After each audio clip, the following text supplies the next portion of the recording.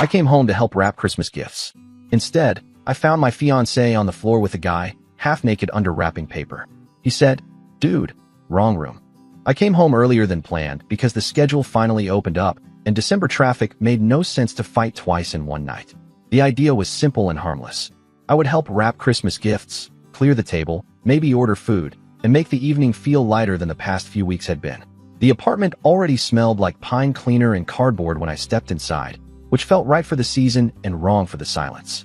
The lights were on, but the place felt paused, like a scene waiting for sound to resume. Rolls of wrapping paper were stacked near the couch. Gift bags leaned against the wall. A box of tape sat open on the coffee table. Everything suggested preparation, order, and intention.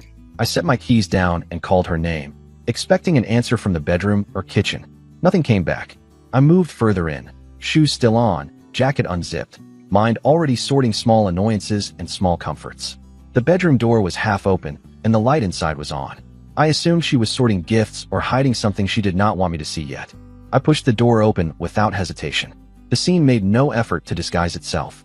She was on the floor, not the bed, tangled in bright red wrapping paper that had been torn and flattened. Her sweater was gone. His shirt was half off, stuck around one arm. Their bodies froze the moment the door moved, like they had been snapped into place by a sudden command. For a second, none of us moved or spoke, and the room felt smaller than it had ever been. The man looked at me first, eyes wide, breathing heavy, his brain clearly scrambling for a frame of reference. He said the words without thinking, quiet and stunned, like an apology meant for the wrong person. He said it was the wrong room. That was the only sentence spoken in that moment, and it did not belong to him, but it explained more than anything else could have. He had expected someone else's space. He had expected safety. He had not expected me. She scrambled up from the floor, hands shaking, hair disheveled, wrapping paper stuck to her skin. She tried to pull herself together too quickly, which only made it worse. She reached for a blanket, knocked over a box of ornaments, and stepped back like she was afraid of where I might move next. Her face did not show confusion. It showed calculation. I did not yell. I did not move toward either of them. I stood where I was and let the reality settle into place. This was not a misunderstanding. This was not an accident. The wrapping paper on the floor was meant for my family. The time was chosen. The silence had been planned. The man started speaking again, trying to explain himself, but she cut him off with a look that made it clear he was no longer useful. That look told me more than anything he could have said. This was not a moment she lost control of. This was a moment she had rehearsed surviving. I asked him one question, and it was not shouted or emotional. I asked whose apartment he thought he was in. He hesitated, looked at her, then back at me, and answered honestly because he had no reason to lie to me. He said he believed she lived alone. He said she told him that weeks ago. He said she said I had already moved out. That explanation rearranged everything. It meant this was not impulsive. It meant this was ongoing. It meant she had been creating a version of reality for him that excluded me completely, not as a partner, not as an obstacle, but as someone already erased. She tried to interrupt, but I raised my hand, not aggressively, just enough to signal that I was not finished listening. He kept talking, faster now, like someone realizing they had stepped into something deeper than they signed up for. He explained that she invited him over because she said she needed help wrapping gifts and did not want to be alone. He explained he thought the gifts were for her family, not for a wedding they both knew was coming. The word wedding hung in the air without being spoken by either of them. It existed anyway. She stepped forward then, finally trying to reassert control. She said this was not what it looked like. She said things had been complicated. She said there had been distance, pressure, misunderstandings. None of those explanations connected to the man standing half-dressed in our bedroom. I told him he should leave. I did not insult him or threaten him. I told him to get his things and go. He looked at her one last time, searching for guidance, but she gave him nothing. He grabbed his shirt, his jacket, and his phone, and walked past me without meeting my eyes. When the door closed behind him, the apartment did not feel quieter. It felt heavier, like sound itself was trapped under pressure. She started talking immediately, as if silence might give me room to think. She explained timelines, emotions, grievances, all framed carefully to make this feel like a shared failure instead of a unilateral decision. She said she did not plan for me to come home early. She said that part over and over, as if the problem was my arrival, not her actions. I asked her how long. She did not answer directly. She said things had been building for months. That was not an answer, and she knew it. I asked again. She finally said long enough to matter.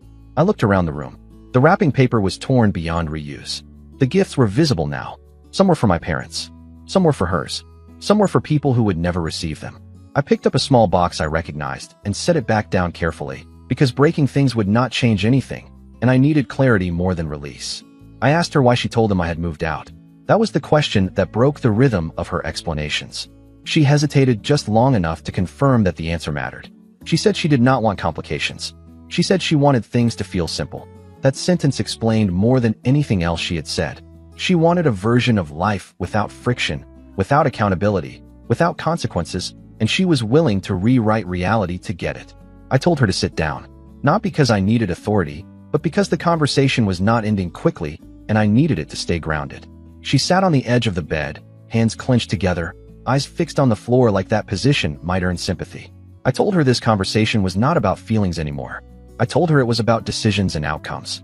I told her she had invited someone into our home under false pretenses, lied about my existence, and done it at a time when she knew exactly what it would cost if discovered. She tried to argue that nothing was that simple. She said relationships were layered. She said people drifted. She said I was making this into something larger than it needed to be. That was the moment I understood the real danger of the situation. She was not trying to deny what happened. She was trying to reduce its weight. She was trying to compress the consequences until they fit into a manageable inconvenience.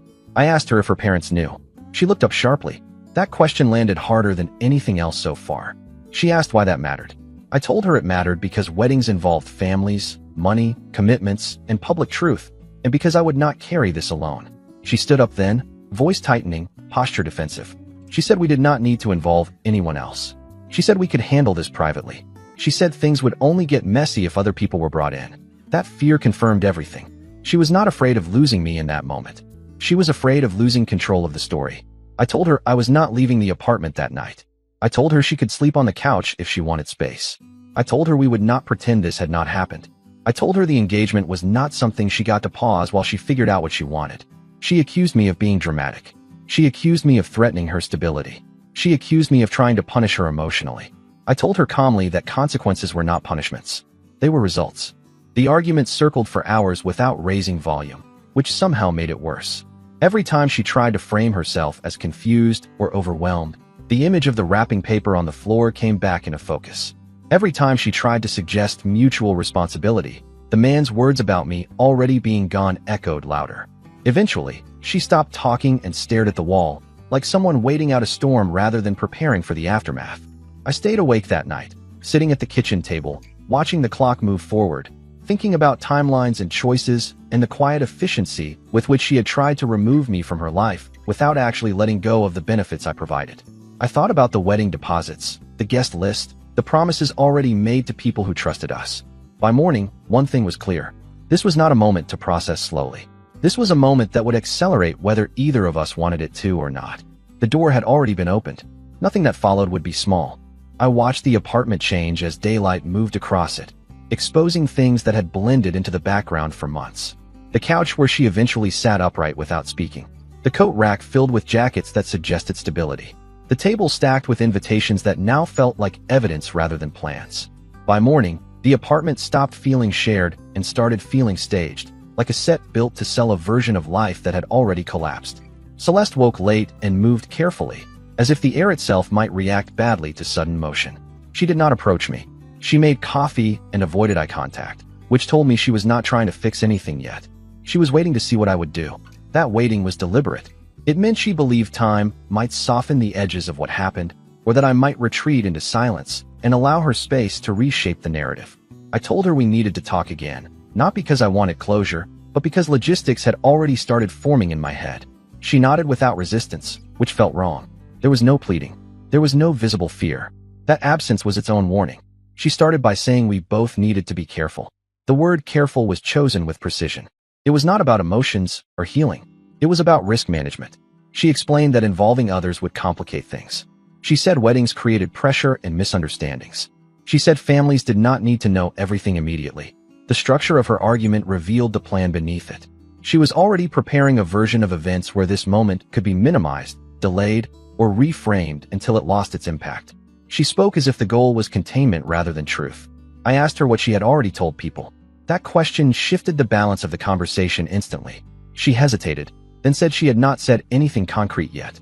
She said she had only expressed uncertainty. She said she had mentioned feeling unsupported, overwhelmed, unsure about timing. None of those statements were lies on their own, but together they formed a foundation for something much worse. She had been seeding doubt in advance. I realized then that the man from the night before was not the first audience for her revised version of reality. He was just the one who crossed a line visibly. Others had been prepared quietly. Her parents, her sister, a few close friends. The story had been under construction long before I walked through the bedroom door. I told her I would be contacting her parents myself. Not to accuse, not to dramatize, just to explain what happened. Her reaction was immediate and unguarded. She stood up too fast, knocked over her chair, and told me that would destroy everything. She said it would humiliate her. She said it would force people to take sides before she had time to explain. That last part confirmed everything. She did not want time to heal. She wanted time to edit. She tried a different angle. She said the wedding deposits were non-refundable. She said the venue had strict cancellation policies. She said the invitations were already sent. She said backing out now would cost thousands and strain relationships permanently. She framed staying together as the responsible option, not because she believed in us, but because she believed in minimizing damage to her image. I asked her whose money paid those deposits. She answered too quickly. She said it came from our joint planning. That phrasing was intentional. It blurred ownership. It implied shared consent. I asked again, more directly. She admitted the funds came from my account, transferred gradually, labeled as wedding expenses. That mattered. It meant she had committed financial decisions using my resources while preparing a future that excluded me. It meant she was willing to secure benefits from a relationship she was actively dismantling. I told her we would be reviewing every expense. She said that felt punitive. I told her transparency was not punishment. She did not argue that point. She only said it would make things ugly. The conversation shifted again when I asked about the man. Not about feelings, but about logistics. How often he had been there. Whether he had keys. Whether he knew our schedules. She insisted he was not important, that he was a distraction, that he did not matter. People do not lie that hard about things that do not matter. She admitted he had been over more than once. She admitted she chose times when she knew I would be unavailable. She admitted she told him the apartment was effectively hers. Each admission arrived reluctantly, but they connected cleanly, forming a timeline that made sense in the worst possible way. I told her to call him and clarify the situation. Not to accuse him, just to correct the lie.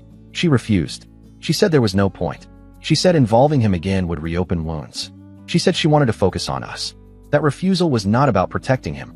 It was about protecting the illusion she had sold.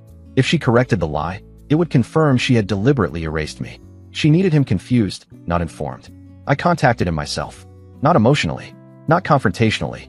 I sent a short message explaining that the apartment was shared, that I had not moved out, and that the situation had been misrepresented. His response came quickly and without defensiveness. He apologized. He said he had no idea. He said he would not have been there if he had known. He said she told him the engagement was over. That last sentence landed with more force than anything else so far. She had ended our engagement in private while maintaining it publicly. She had allowed two realities to coexist as long as they did not collide. When I told her what he said, she did not deny it. She said she needed space to think and did not want to have a dramatic breakup conversation yet. She said she was waiting for the right time. She said I was being inflexible. I told her there was no flexible version of betrayal. I told her the collision had already happened. The rest of the day unraveled quickly. Messages started coming in from wedding vendors confirming meetings she had scheduled without me. A florist asking about color changes. A coordinator asking to finalize seating arrangements. Each notification was proof that she had continued planning publicly while disengaging privately. I contacted the venue directly and requested a hold on further changes. Not a cancellation yet, just a pause. That action alone triggered a reaction I had not anticipated. Her sister arrived at the apartment unannounced that evening, clearly upset and clearly informed. She asked what was going on. She said Celeste sounded distressed. She said their parents were confused. She said something about the story was not lining up. That moment marked the beginning of exposure, even though I had not initiated it. The system she built to control information was already cracking under its own weight. I explained what happened without embellishment. I explained the timing. I explained the lie about me moving out. I explained the financial overlap. Her sister listened without interrupting, which told me she was already questioning what she had been told. Celeste tried to interject several times, but each attempt felt less convincing than the last. The story she had prepared relied on isolation. Once another person was present, it began to fail. Her sister left quietly, saying she needed to speak with their parents. Celeste accused me of orchestrating that outcome. I told her I had not planned anything. I told her reality had simply caught up. That night, she slept on the couch. I stayed in the bedroom. not as a power move, but because the bed no longer felt neutral. The wrapping paper was gone, but the impression remained. By the next morning, messages from her parents began appearing on my phone. Requests to talk.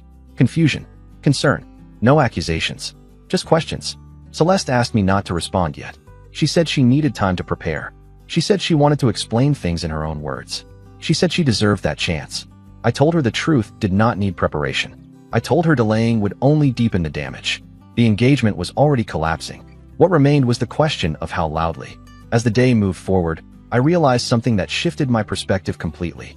This was not about salvaging a relationship or ending one cleanly. This was about disentangling myself from a structure she had been using to stabilize her life while quietly planning a different future. By evening, the pace increased again. The venue called back asking for confirmation. The florist requested a deposit extension. Her parents requested a meeting. The window for quiet resolution had closed. Everything from this point forward would happen in public, whether she liked it or not. And she knew it. By the third day, the situation stopped feeling personal and started feeling procedural.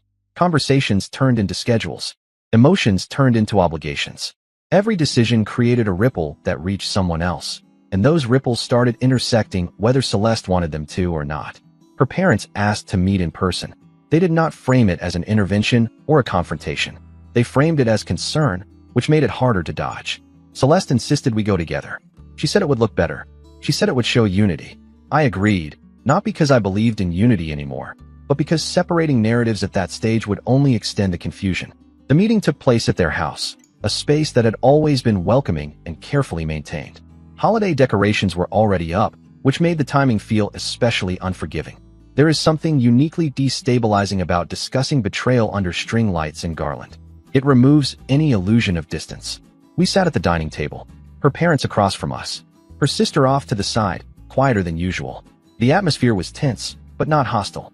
They were waiting for clarity, not drama. Celeste began speaking first, which I expected. She positioned the situation as a breakdown that happened gradually. She spoke about stress, misalignment, feeling lost. She avoided specifics. She avoided timelines. She avoided accountability. Her version of events created emotional fog without revealing the shape of what actually happened. When she finished, the silence that followed did not invite sympathy. It invited facts.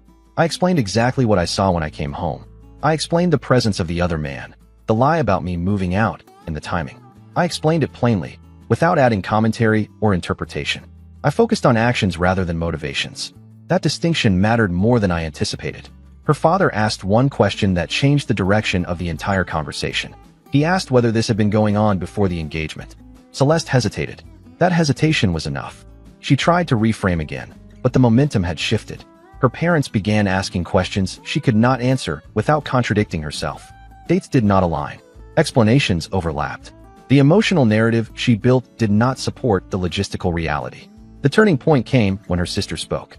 She confirmed that Celeste had told her weeks earlier that the relationship was essentially over. She confirmed that Celeste said I was already preparing to leave. She confirmed that she had been asked to keep that information quiet until things settled. That disclosure collapsed the remaining structure of Celeste's story. It demonstrated intent. It demonstrated planning. It demonstrated awareness. Her parents did not raise their voices. That made it worse. Disappointment, delivered calmly, has a different weight. They asked Celeste why she continued planning the wedding if she believed the relationship was already finished. She answered vaguely. She said she was unsure. She said she needed time. Time was no longer available. The discussion moved from emotions to consequences. Wedding contracts were brought up. Financial contributions were clarified. It became clear very quickly that most of the deposits came from me, either directly or indirectly. That revelation changed how responsibility was distributed in the room. Her mother asked Celeste whether she understood the legal implications of what she had done. That question did not come from anger. It came from concern that bordered on disbelief. The meeting ended without resolution, but it did not end without impact. Her parents asked for space. They asked for documentation. They asked for honesty moving forward. Celeste left that house without the protection she expected. On the drive back, she accused me of humiliating her. She said I weaponized the truth. She said I could have handled things privately. I told her privacy was no longer an option once other people's money, time, and trust were involved. The next escalation happened faster than expected. The venue contacted me directly after speaking with her parents. They wanted clarification on who was authorized to make decisions. They wanted confirmation before proceeding further. That call forced a choice I had been delaying. I informed them that the wedding was on hold indefinitely. Not canceled yet, just suspended. That single administrative action triggered contractual mechanisms Celeste had not anticipated. Vendor notifications went out automatically. Deposits were flagged. Penalties were outlined. Celeste panicked. Not emotionally.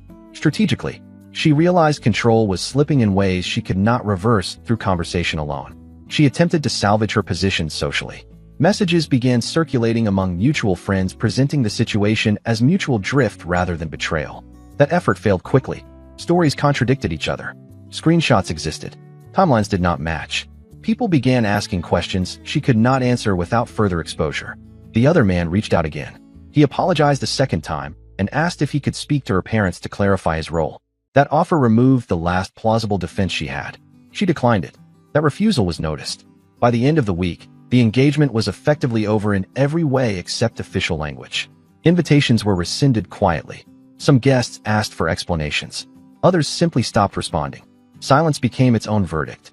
The most destabilizing moment came when her father requested a private conversation with me. He did not accuse. He did not defend. He asked whether I believed reconciliation was possible. I answered honestly. I said trust had been deliberately dismantled over time. I said rebuilding would require accountability that had not been offered. He thanked me for my honesty. He said he wished things had been different. That was the moment I understood the finality of what was unfolding. This was no longer a dispute between two people. It was a realignment of relationships. Celeste moved out 2 days later. Not dramatically, not in a rush. She packed what she needed and left the rest. That decision felt intentional. She was preparing for a version of events where she could return if circumstances changed. They did not. As she left, she told me this was not over. She said people would forget. She said things could still be repaired. I did not respond, not because I had nothing to say, but because the situation no longer required persuasion. The exposure phase was complete. The damage was documented. The narratives had collided, and one had failed to survive contact with reality. What remained were consequences that could not be negotiated away, and they were just beginning. Once Celeste left the apartment, the pace slowed in a way that felt unnatural. Not calm, not relief, but a quiet that only shows up after something irreversible has happened. The space no longer argued with itself. The air felt neutral again, stripped of performance. What followed was not emotional fallout. It was administrative reality, and it moved with a precision she had not planned for. The first consequence arrived through email. The venue sent a formal notice outlining the suspension terms, the forfeited portion of the deposit, and the remaining balance owed if the contract was terminated rather than postponed. The language was dry and procedural. No blame, no sympathy, just numbers, dates, and responsibility. Because the account used for payment was mine, the correspondence came directly to me. I forwarded it to Celeste without commentary. Her response was immediate and sharp. She said she never agreed to be financially liable on her own. She said we made those decisions together. She said canceling without her consent was unfair.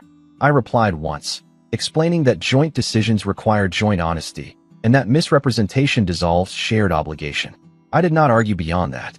The paper trail spoke clearly enough. Her parents contacted me again, this time not with questions, but with information. They had reviewed the contracts. They had spoken to the vendors. They understood now how much of the wedding infrastructure was funded through me. That understanding shifted their posture completely. Support did not look like anger. It looked like boundaries. They informed Celeste that they would not be covering penalties tied to decisions she made while concealing the state of the relationship. They told her she would need to resolve the financial consequences herself. That decision did more damage than any confrontation could have.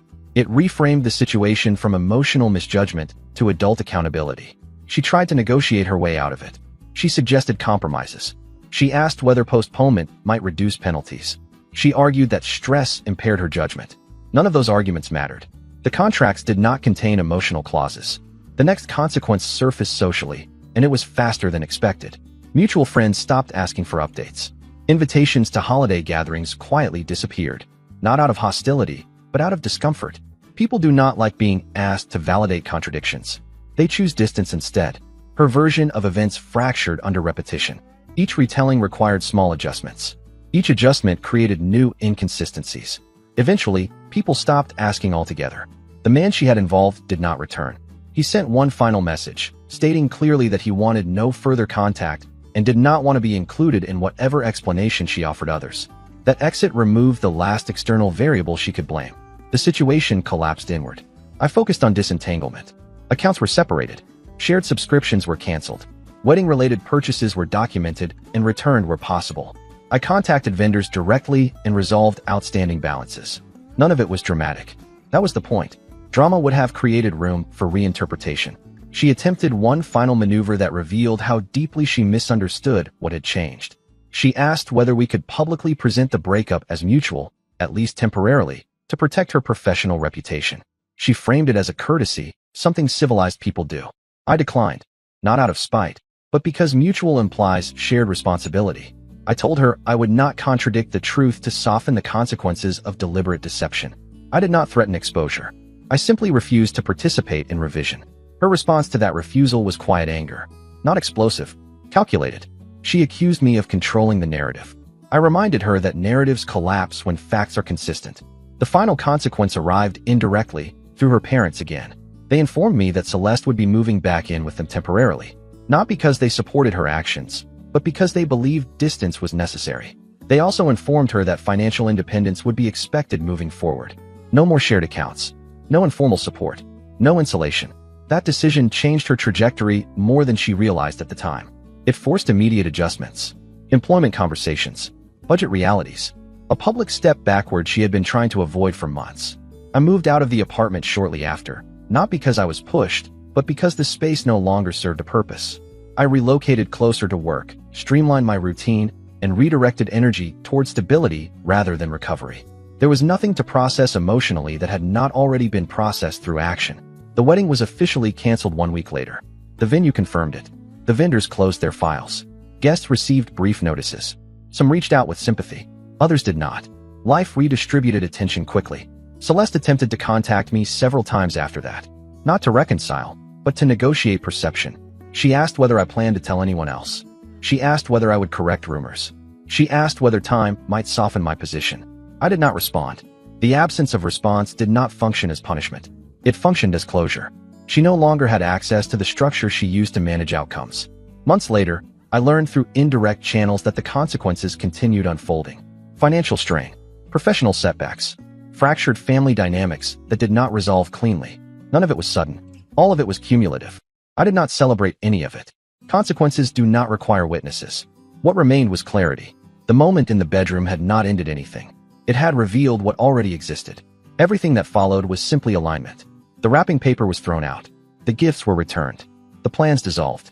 What replaced them was not bitterness or relief, but accuracy. And accuracy, once established, does not need reinforcement.